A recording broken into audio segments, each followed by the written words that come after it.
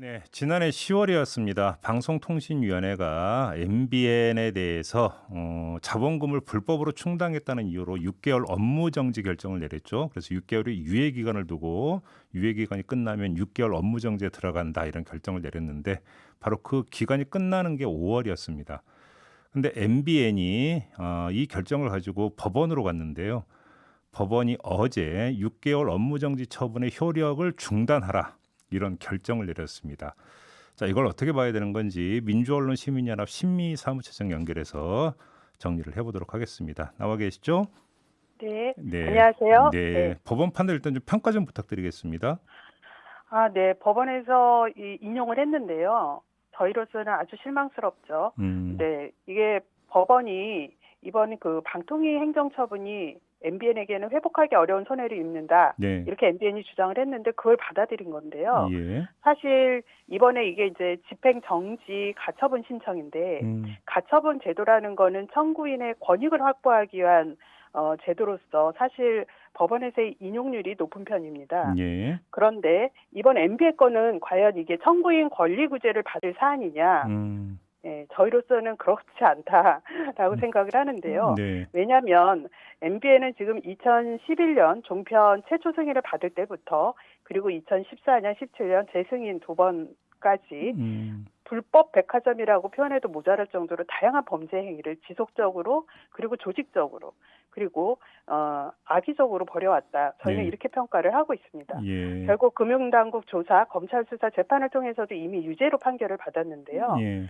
예, 이러한 불법 행위를 한 MBN이 이번에 방통위 불법 행위에 대한 행정처분 받은 것으로 음, 본인들은 1,200억 손해를 본다 음, 이렇게 주장을 했는데 사실 그 금액도 아주 과장됐다 이렇게 생각을 하는데 그래요? 이거를 법원이 받아들여서 음, 방통위의 집행정지를 정지한다 음, 이렇게 한다면 앞으로 어떠한 불법 행위를 언론이 하더라도 음, 방송이 하더라도 이렇게 가처분 제도를 악용해서 음. 그 면피하는 이런 사례가 되지 않을까 알겠습니다. 걱정이 되고요. 근데 요번 네, 건은 이제 가처분 결정이잖아요. 이제 본안 소송이 남아 있는 건데 결국은 이제 네. 그 본안 소송에서 그 이 방통위원회의 어떤 그 결정이 타당하다 이렇게 뭐 결정 내릴 수도 있는 거 아닙니까?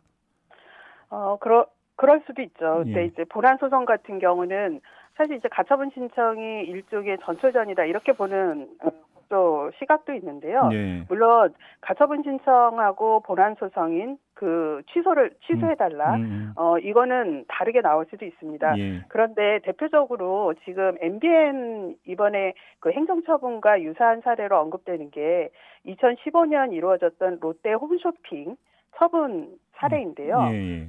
네, 2015년에도 롯데홈쇼핑이 그 재승인 과정에서 그 임원의 범죄 이력을 고의적으로 누락했다 음. 해서 그 이듬해에 6개월 환금 시간대 정지 처분을 받았습니다. 똑같네요. 예. 네, 예. 이번에 MBN은 이제 전부였고요. 음. 거기는 환금 음. 시간대였습니다. 음. 그런데 롯데홈쇼핑도 이걸 받아들일 수 없다 그래서 집행정지 취소 또 예. 정지 두 가지 다 또 신청을 했고요. 예. 법원에서 인용이 돼서 그 정지가 됐는데 그래서 당시에 이제 미래창조과학부 지금의 과기부에서 예. 그 프라임 시간대를 새벽 시간대로 바꿔서 2차 또 처분을 했습니다. 예. 네, 2차 처분을 했더니 또 롯데홈쇼핑이 불복해서 또 가처분 신청을 냈는데 음. 이 가처분 신청 정지는 받아들여졌는데요. 음. 이른바 본안 소송인 그 처분을 취소해달라는 소송은 2016년부터 시작해서 지금까지 6년째 법정 아, 공방이 진행이 되고 있습니다. 판결이 안 나오고 있습니까? 6년 지나도록?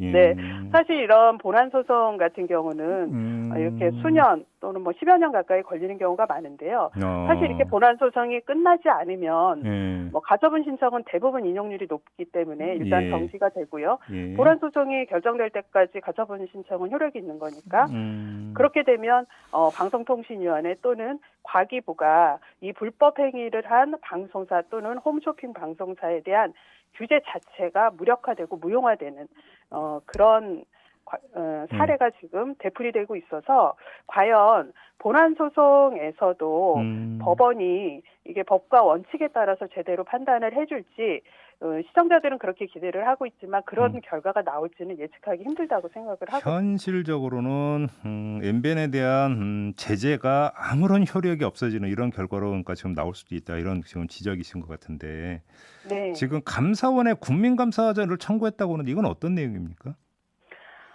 저희 민원연에서 이런 종편 방송사 또 일부 방송사의 이런 불법 행위들이 네. 방송통신위원회 행정 규제로서도 견제가 되지 않고요. 예. 어떠한 수단도 되지 않고 있는 상황이어서 예.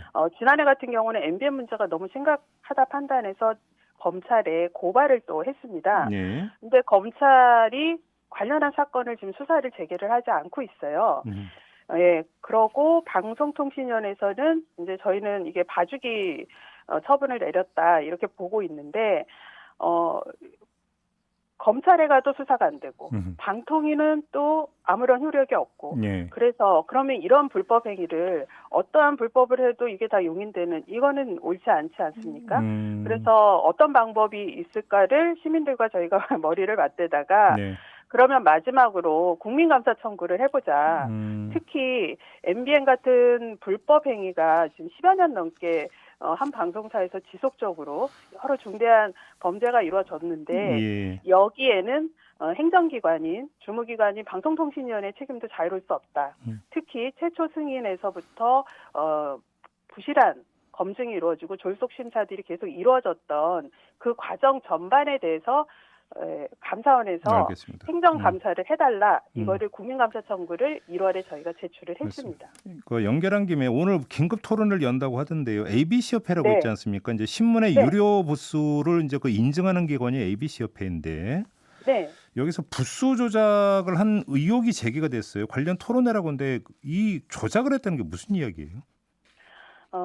지금 ABC협회가 1989년 설립이 돼서 각 신문사들이 우리가 이만큼 발행하고 있다라고 네. 공표를 하면은 ABC협회에서 이제 포본 지국을 확인을 해서 네. 그 근거로 가지고 그 신문사들이 주장하는 발행 부수를 이른바 이제 공인해주는 네. 공사 네. 이런 자료들을 발표해 왔는데요. 네. 대표적으로 예를 들면 조선일보는 지난해 본인들의 발행 부수, 특히 유료 부수가 116만 부다 네. 이렇게 공표를 했는데 예. 지난해 11월 그 ABC협회에 오랜 동안 실무를 총괄했던 사무국장이 예. 진정서를 냈습니다. 문화체육관광부에. 이게 지금 발행 부수, 유료 부수, 이 공사 데이터가 조작되고 있다. 그리고 특히 특정 신문에 유리하도록 예. 그 ABC협회 관계자들이 압력을 넣고 있고 그로 인해서 특정 신문사에 유리하게 데이터가 조작이 되고 있다. 이에 대한 조사가 필요하다라고 이제 진정서가 접수가 되면서 그러면 문화체육관광부는 지금 조사를 하고 있는 거예요, 그러면? 네, 하고 있습니다. 그래서 사실 ABC협회가 공표하는 데이터가 신문업계나 광고업계에서는 다 이게 이른바 부풀려졌다. 네, 이거 다 믿을 수 없다. 절반만 믿어야 된다. 이런 얘기들이 뭐 돌고 있었죠. 수십 년째 돌고 있었는데 실제 정부 기관에서 공식 조사를 한 건 이번이 처음입니다. 그래요? 그래서 정식 조사를 했는데요. 지금 조선일보하고 동아일보하고 한겨레 지국을 표본 지국으로 1차로 선정을 해서 성실률을 조사를 해봤더니 네. ABC협회에서 발표한 성실률은 예를 들면 98%였는데 네. 그 지국이 문화체육관광부 실사에서는 46.9%, 알겠습니다. 40.2% 이렇게 나타나면서 그럼 절반 정도다 이런 이야기죠. 네. 사실 알겠습니다. 절반 수준에 되지 않을까. 그동안 이렇게 부풀려져 왔다. 이게 좀 충격적인 이런 내용들이 드러나고 있습니다. 알겠습니다. 요거는 좀 더 나중에 공식적으로 네. 조사 결과 나오고 하면 다시 한번 이야기를 해보도록 네. 하고요. 여기서 마무리를 해야 될 것 같네요. 자, 고맙습니다. 네, 감사합니다. 네, 지금까지 신미 민원연 사무처장이었습니다.